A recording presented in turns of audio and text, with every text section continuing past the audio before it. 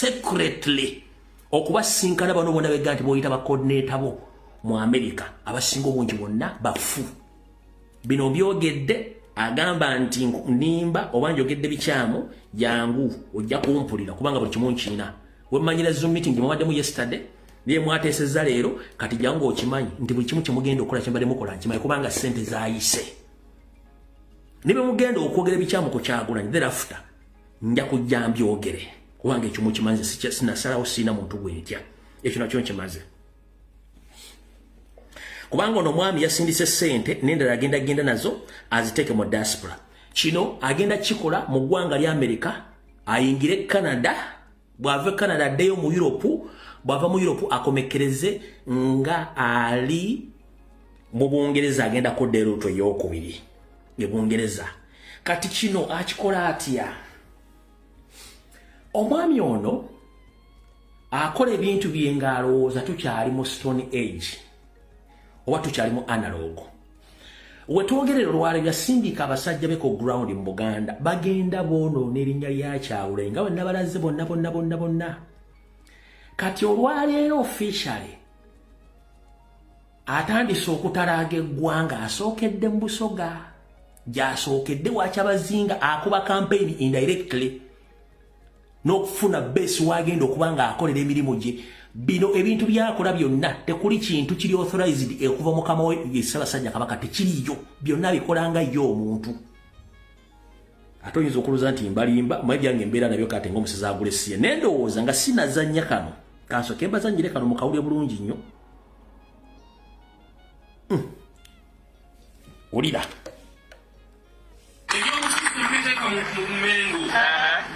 mwawule ebyobufuzi ku Mmengo Katikkiro waali emirimu gy'agikola. A few moments later.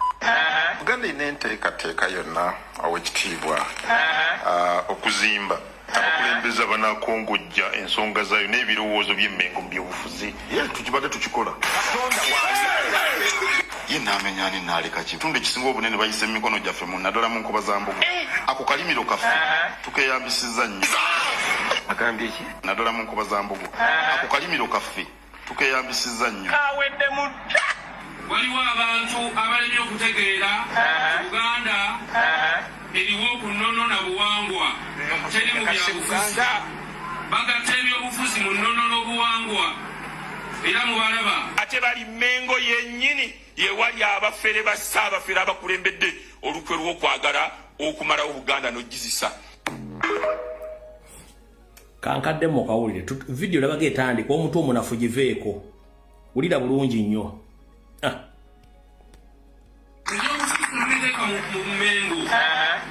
Mwawule ebyobufuzi ku Mmengo Katikkiro waali emirimu gy'agikola.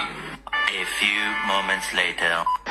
Uganda enteekateeka yonna ow'ekitiibwa okuzimba abakulembeze abanakongojja ensonga zaayo n'ebirowoozo by'Emmengo mu byobufuzi tukibadde tukikola.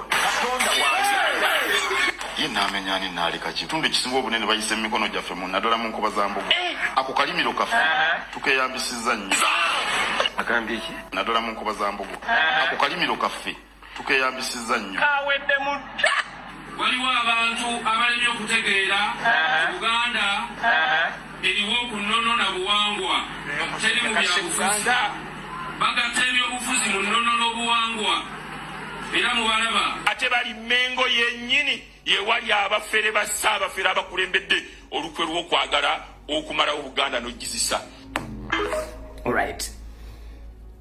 Ako bw'oba omaze okkawulira nakanonoza mwakawulidde bulungi aka Federo kankabaddiremu.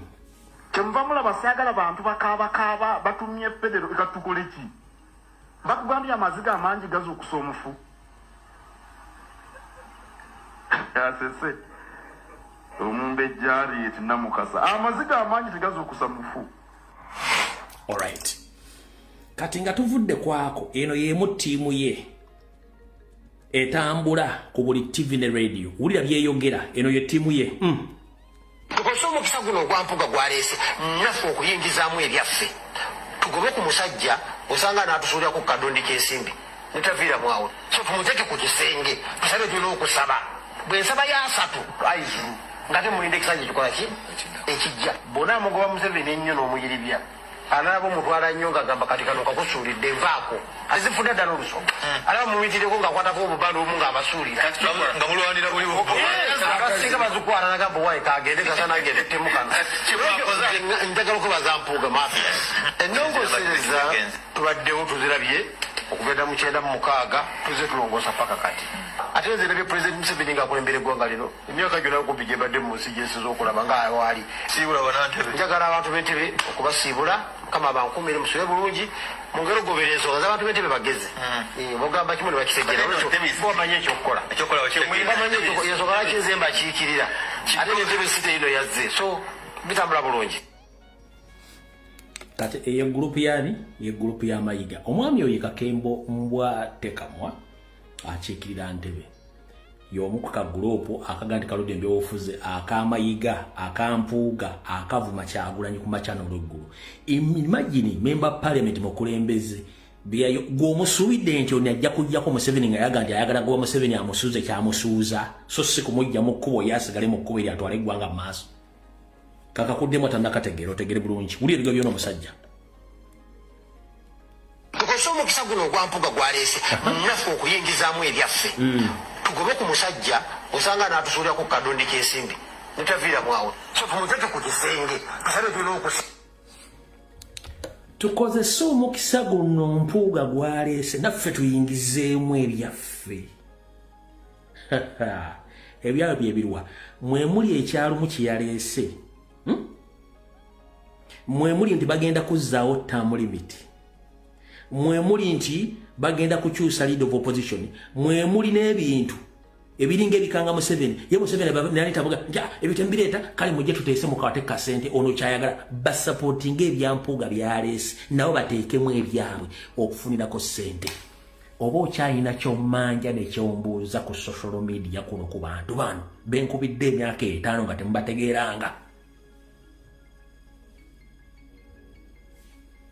kanga kuddizeeyo oliko otegeera abasajja badde mudiringa nabo tukozesa omukisa guno ogwampuga gwaleese naffe okuyingizaamu ebyaffe tugobe ku musajja osanga n'atusuulirako kadondi k'ensimbi netaviira mwawo so tumuteke ku kisenge tusabe tulina okusaba bwe nsaba ya 3 aizulu nga temulinda ekisanja kikola ki ekijja bona amugoba Museveni ennyo n'omuyiribya alaba omutwala nnyo ng'agamba kati kano kakusuulidde nvaako azifuna ddala olusoga alaba mumitireko ng'akwatako obubanda omu ng'abasuulira nga mulwanira buli abasinga bazikwata nagamba wayi kagende kasanagende temu kano njagala okubaza mpuuga mafia ennongosereza tubaddewo tuzirabye okuvenda mu 9-6 tuze tulongoosa paka kati ate nzirabye President Museveni ng'akulembera eggwanga lino emyaka gyonna kumpi gye badde mu nsi gyensiza okulaba ng'awaali siibula banantebe njagala abantu b'entebe okubasiibula kama bankumire kino kiba kinyuma ng'ova mu studio n'okikuba ettaffaali ku mutwe oba kikuba peva ku mutwe ne kivaawo kino tukiwuna kubanga totolosi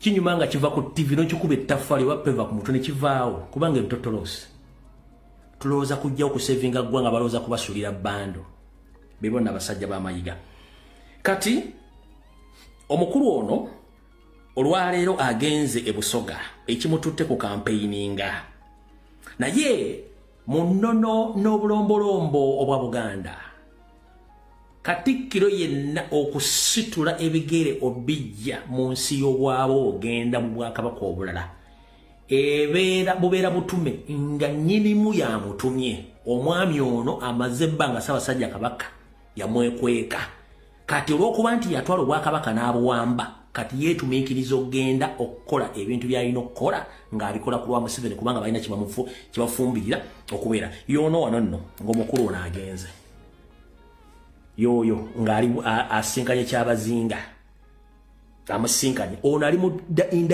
indirect campaigns ali mu kukola ali mu indirect campaigns ali mu kukola essaawa zino kamba wefutejo omulala wuuyo omulaba ono muvawala Katikkiro wa Busoga bonna balina ideology yeemu kati ono footage gwensobodde okufunako olwaleero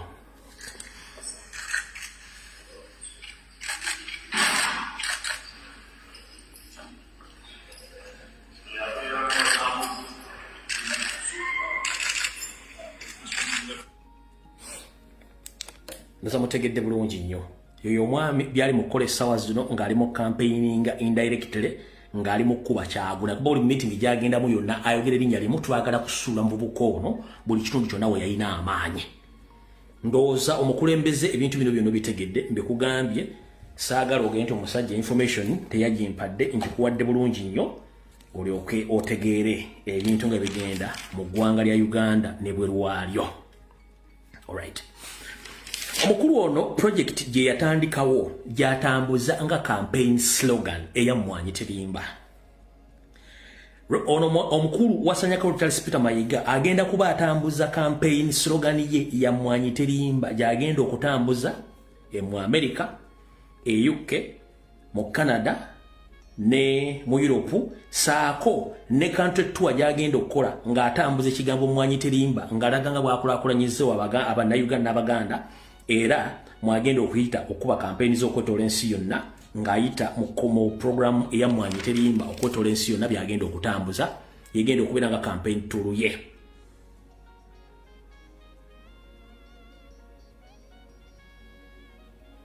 Ekyo nakyo nkimaze era tugende ku nsonga endala.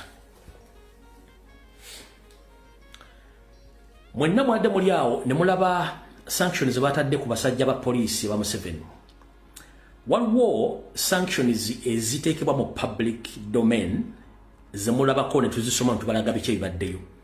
Naye waliwo sanctions ezitateekebwa mu public domain oba ku mitimbagano. Nga sanctions zino bazisaavinga abantu ssekinnoomu. Kati nga Museveni ne family ye. Sanctions z'ebiseera ezinga tezijja mu public domain.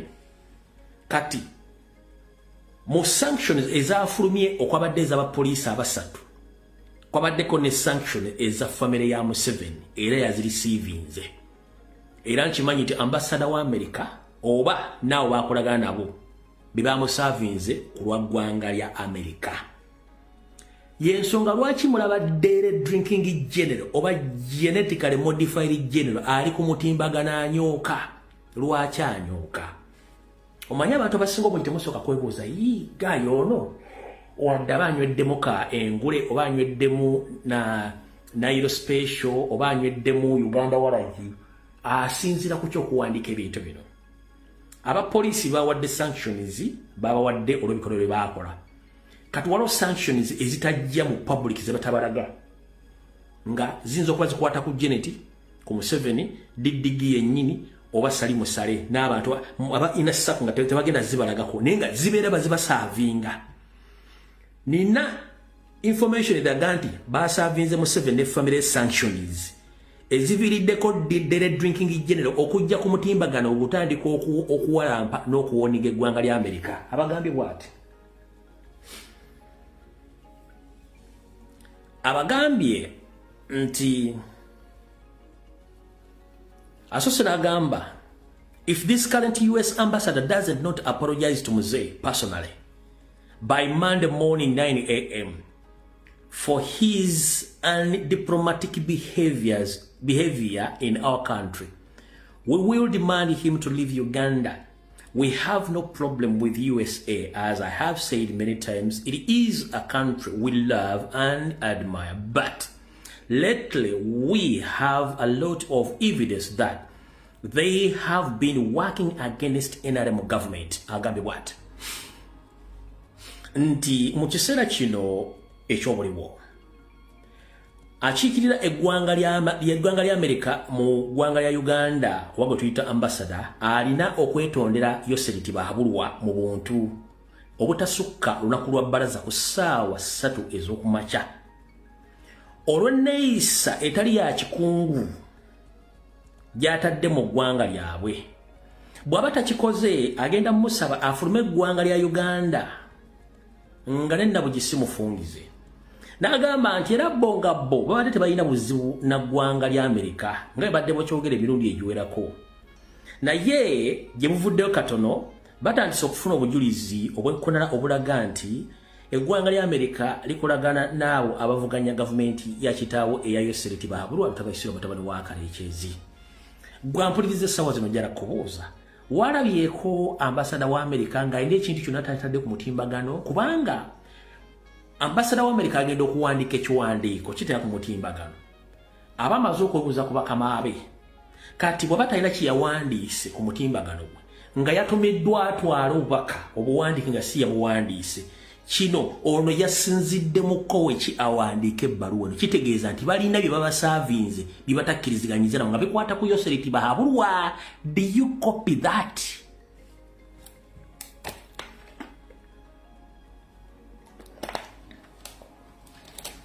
Nkabaddemu nkabasomere kasoma bwe kati. If this current US ambassador does not apologize to Muze personally by Monday morning at 9 a.m. for his undiplomatic behaviors in our country, we will demand he leaves Uganda. We have no problem with USA, as I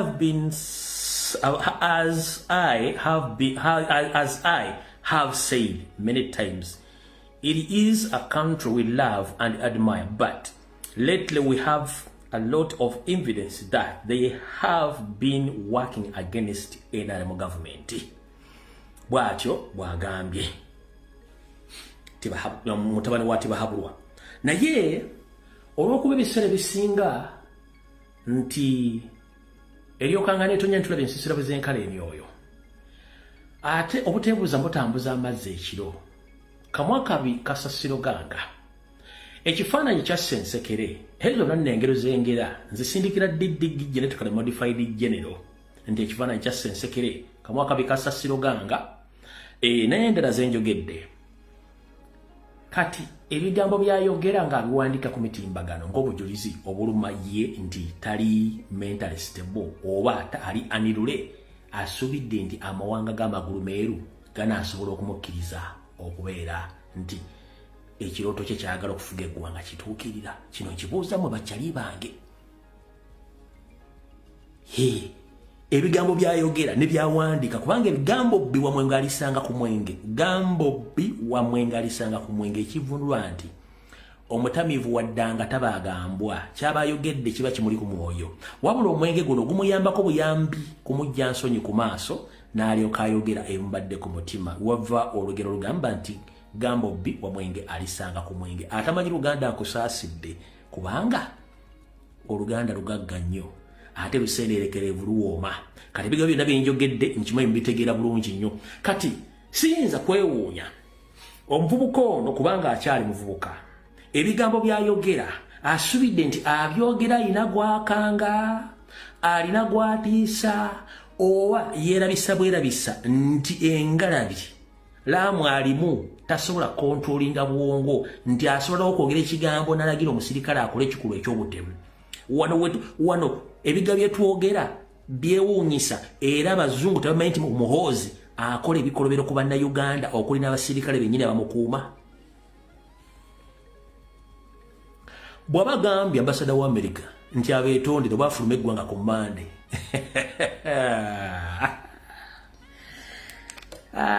Kano kakuweereza genetically modified general.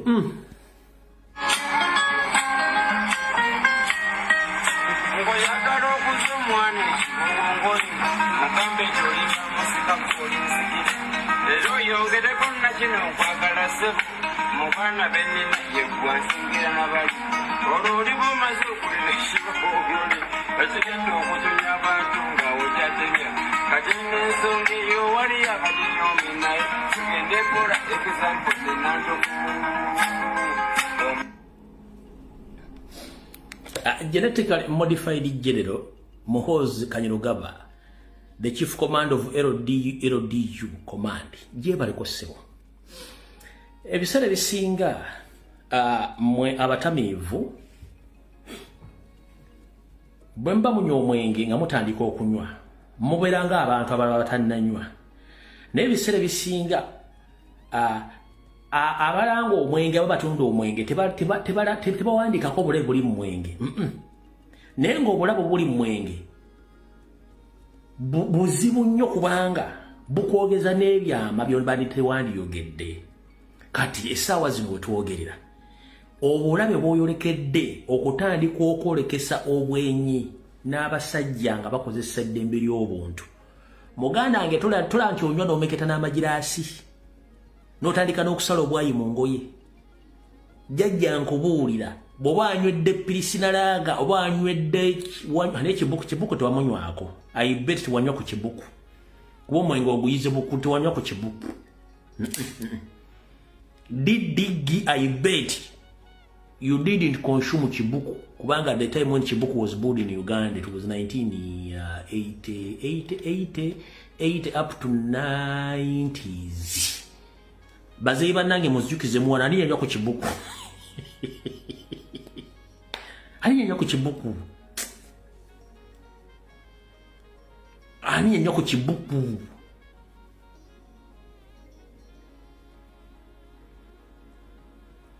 Njalo muntu wanywa ku Chibuku omwengo bayitanga Chibuku ani agumanyi wano bazeyi bannange.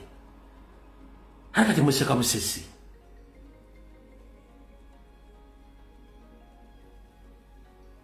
Aha. Fatuma nayiga tewanywa ku Chibuku nedda tulekeemu. Kati Muhoozi Kanyerugaba bw'oba tosobola ku Nairo special aga watu musobola.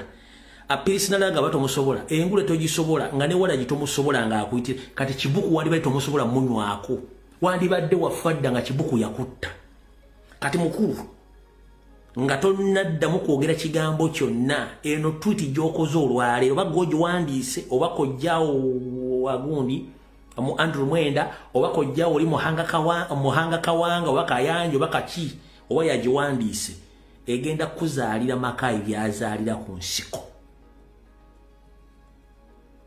Egenda kuzalira maka yazalira ku nsiko kubanga mwekenyira ebintu bimukola obwongo mulina butono bulinga bwante. That's why I told the public that watch these people, they don't think, they just act vagrantly because they are using cow mentality. Ono David Ali Augusta yakanywa ku Chibuku 1996 onaye katumukadde munnange wa 96 yanywa ku Chibuku mutuufu. Yanywa ku Chibuku. Kale eno ebadde message enkusike kyembate mujja kutegeera basavinze family ya Didigi sina kindiga ne Didigi bamusavinze n'abanga bamusavinze wamuluma kwe kuwandika ebigambo bino out of the war. Mukuru Robert Kyagulanyi Ssentamu omukulembeze omulonde enkulamusiza mugale kansupira toli bulungi ndabona obubaka bubwo bukusanga wono bwotudde. Tugenda mu kalulu akabonna bwe kanaaba tukagenzeemu. Tugenda mu kalulu kabonna bwe tunaaba tukagenzeemu kubanga tukeetaaga. Amazima gali nti twetaaga akalulu kano kubanga igenda kubeera protest vote.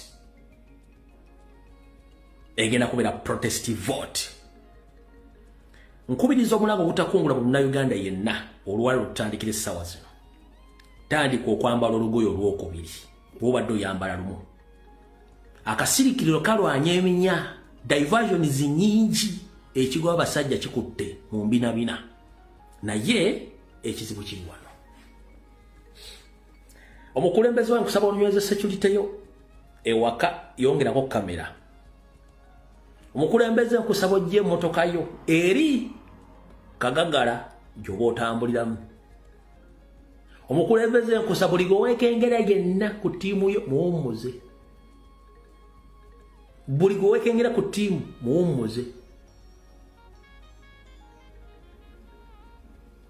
Mama Babi ngenda kusaba mu mbeera n'eyakazigizigi ng'omukadde alinnyo omutuba. Nkusaba naawe weebeereremu mu biseera bino bye tulimu olwaleero.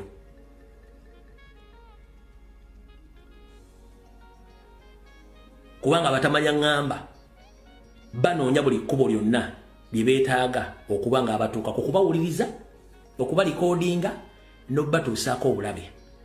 Mu kisookera ddala ngenda kubasaba President ne mukyala wo n'ababaliraanye.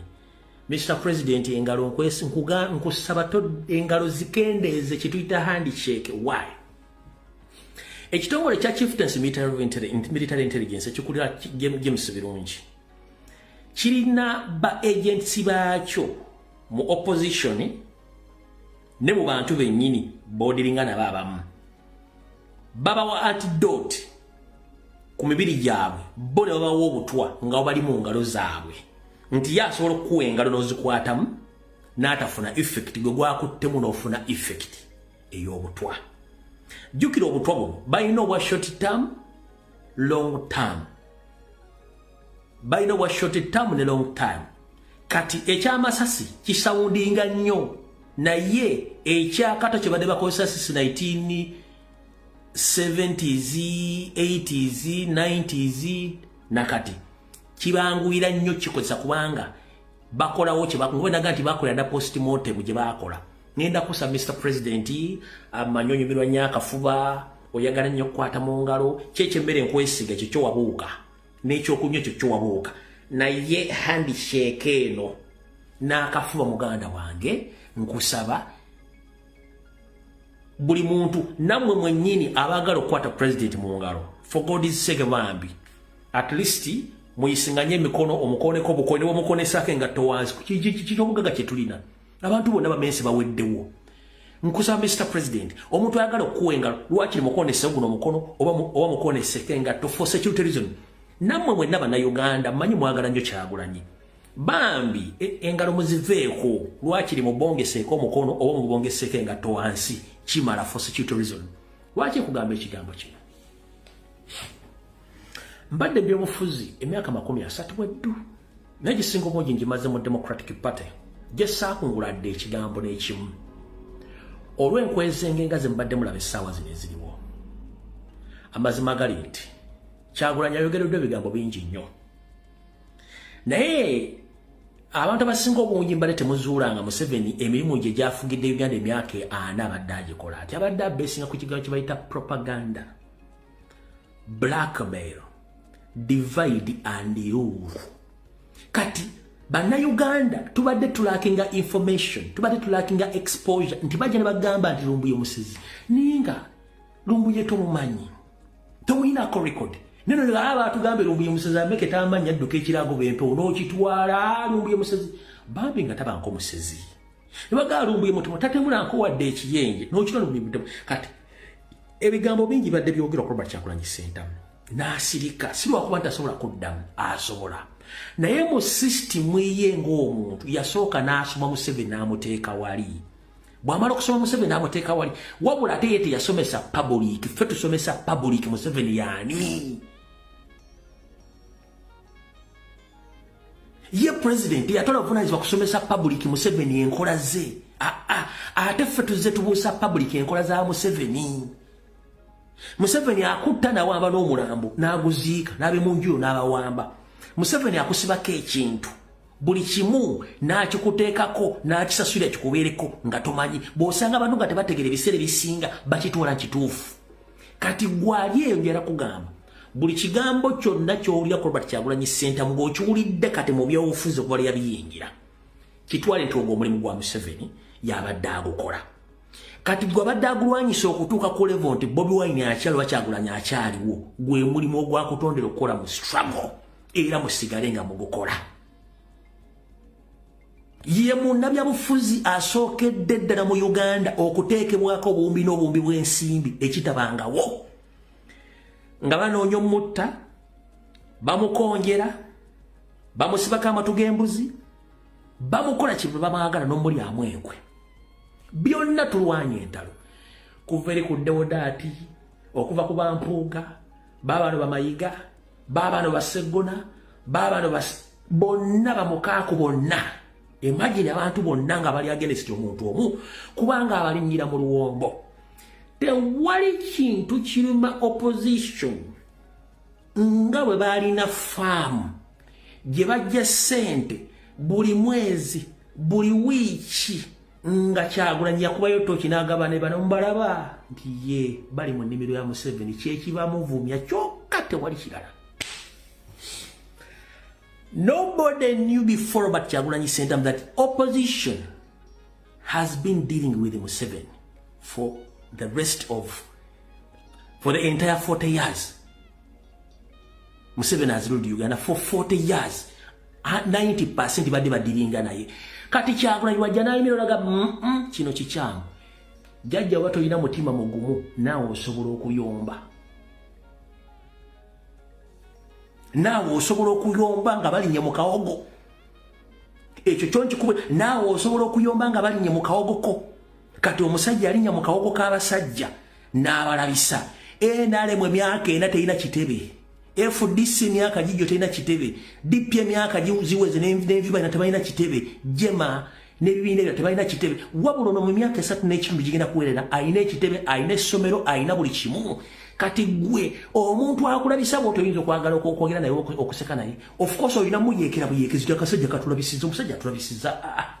Tubadde tuli mu mirembe gyaffe nga twakwata ekintu nga bw'owulira executive ono.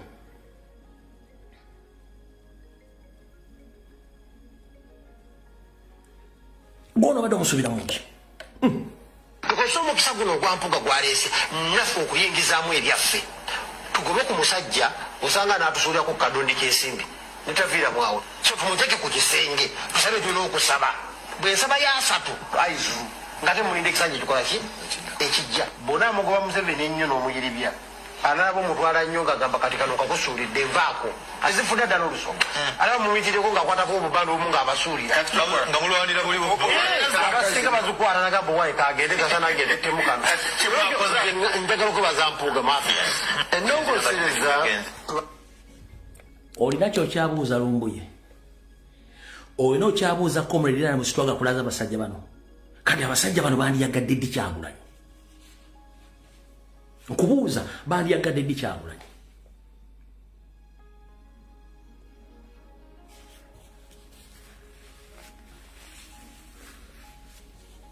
Kankuzeeko katono nnyo ayi kuno ananjulira. Mu DP abantu abalina emirimu egy'enkalakkalira nga gimanyikiddwa. Mwe mwali omugenzi Dr. Paul Kawanga Ssemwogerere. Mwe mwali omugenzi Dr. Sebana Kizito. Mwe mwali omugenzi Alhaji Nassa Ntege Sebagala. N'abalala batinnyinira abasigadde bonna badde ba political prostitutes oba political job seekers nga tebalina permanent jobs. Wabula nga balivinga mu good life bavuga motoka akebbeeyi balina amayumba agebbeeyi nga bakola mulimu ki nga tebalina mirimu. Since Museveni came into power nga politics gwe mulimu gwabwe okuzanya jangu okwekule mu byobufuzi. Nkumenyedde abantu basatu bali bana konkushua bimmanyi nti balina emirimu egiri permanent. Abasigadde bonna bali bazanya byabufuzi nga banoonya ssente. Kati katugende kuona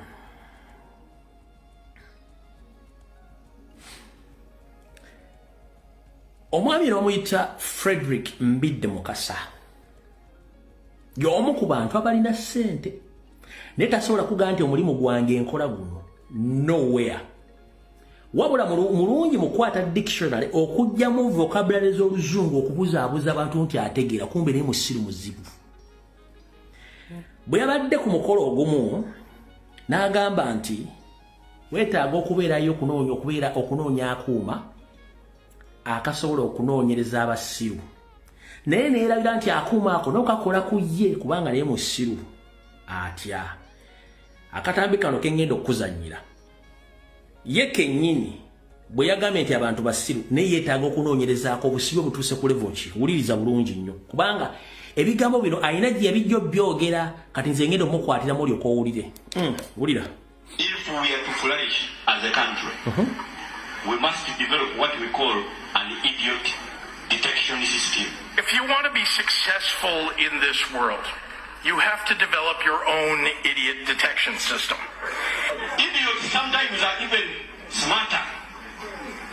They can be even promoted before you on the job. They can dazzle you with very wrong opinions. I wish there was a foolproof way to spot idiots, but counterintuitively, some idiots are very smart.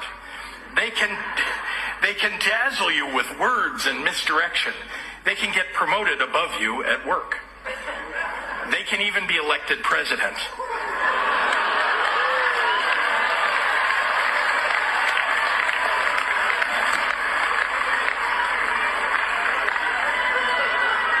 If you want to be successful in this world, you have to develop your own idiot detection system.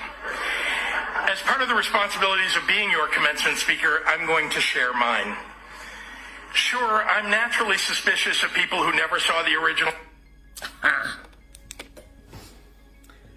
Akwata dictionary naita mu video ku social media platforms ezensiona nga anonya philosophers n'abasobola okwogera ebintu ebitiisa abantu najja neyeteekana natiko kubyogera okutiisatiisa abantu kumbe ne musiru kubanga nakuga nti abasiru bazaala bakula bawasa bazukuza kati bo bakola paste and copy kati n'abasiru ngambidde bakola copy and paste najja n'abalozesa nti yasoma nnyo kumbe n'embaata yaneti yabitanga ndoza mutegedde naye akola mulimu ki Museveni yagenda okulanga tumwabizza nnyo n'amutwala mu Yala mu East African Parliament n'amuteeka eyo kati ate okumanya no gayi musiru mukazi wego yali awujja ekiwojjolo beyabiri meke nyini yali mu mission emwettira ne postmortem oba ne report ekwata ku nfa ya mukazi gwe yette yamulemye okufuluma naye awozaamu balina okuleeta akuuma akanoonyereza abasiru kumbe naye musiru ate abasiru ayambadde suuti okitegedde kati basajja abadde mu byobufuzi ebbanga lyonna talina mulimu ono ayina butuuzi wa mirundi ebiri munyarwanda ne waabwe ennyinde Rwanda amanyiyo talina nnyina talina kire mu Uganda bwana basajja bajjira ku tulina abasajja basaana okuba peva ku mutwe kati ngoloka mubaddiremu